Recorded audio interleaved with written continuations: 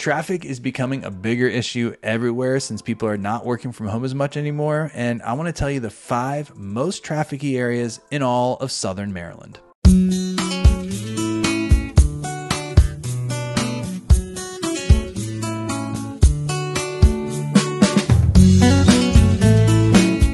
What's up, everybody? My name is Rob Schou. I'm a realtor down here in Southern Maryland with eXp Realty, and the goal of this channel is to help make your move to Southern Maryland so much easier. So if you're looking to move here, use that contact information below. Call me, text me, and I'd be happy to help out any way that I possibly can. All right, so let's go ahead and get started. I'm going to talk to you about the 5 most trafficy areas in all of Southern Maryland. And I'm jumping right into it off the bat, and I'm telling you, one of the worst traffic areas in all of Southern Maryland is Waldorf. Waldorf by far has the most traffic in all of Southern Maryland, and it's not even up for argument. There are a ton of more people in Waldorf than other areas of Southern Maryland, and a lot of them commute to DC for work. So because of that, rush hour can be an absolute nightmare.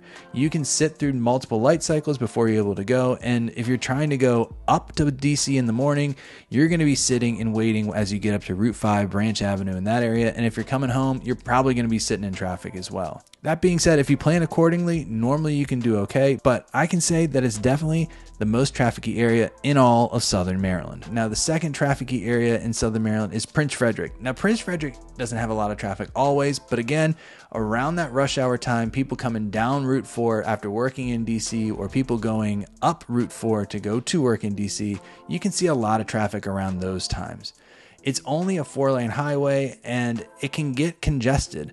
Now, I'm not saying you're going to be sitting there for hours, but normally you can wait an extra 10, 15, 20 minutes from the traffic that goes through that Prince Frederick area, especially if you're heading down to, say, Lusby or places like that, or places south of Prince Frederick. Continuing down Route 4 is the number 3 place, and that's the Solomons Bridge, also called the Thomas Johnson Bridge. Now, it can get daily traffic just from rush hour, people living in Lusby and coming over to the base, or people going home from the base and going over to Lusby. But one of the biggest problems is if there's an accident on the bridge or an accident near the bridge, it's the only way really to get into Calvert County from St. Mary's County, unless you go all the way up over to Hughesville.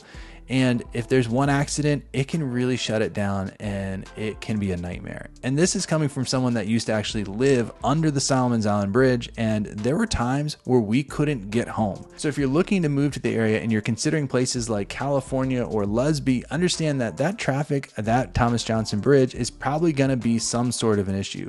Now, like I said, for the most part, you can plan around it because it's normally around the times that base people go to work and base people get out of work.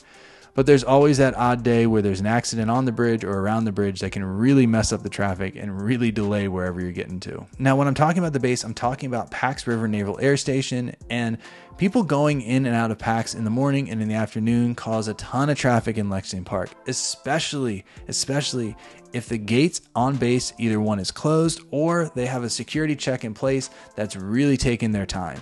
So you can see tons of traffic sitting through multiple light cycles in Lexington Park, especially during times that people are commuting onto base.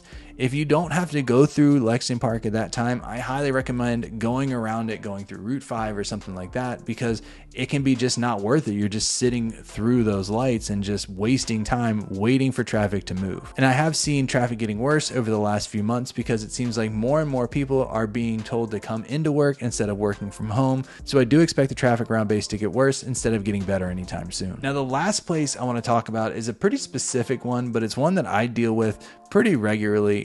On the bottom of Great Mills Road and Route 5, there is one traffic light where you can either turn left to go south on Route 5, or you can go right to go north on Route 5. A lot of people go this way because Route 5 is kind of the back way to like Leonardtown or down to Dameron if you're going south.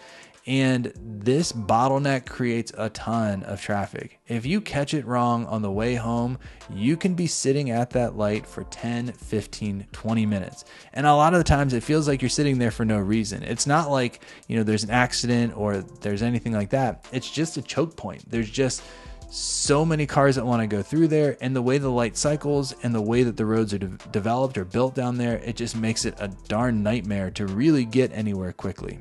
That being said, most of the time during the day, it's a pretty open and clear passage, but it can get super busy when base lets out in the afternoon. All right, so those are 5 areas of traffic that you should really be thinking about if you're moving to Southern Maryland. If you have any questions about your move to Southern Maryland or just need help, use that contact information below. Call me, text me, and I'd be happy to help any way that I possibly can. Look, I really appreciate you watching this video, and hopefully I'm going to see you on the next one.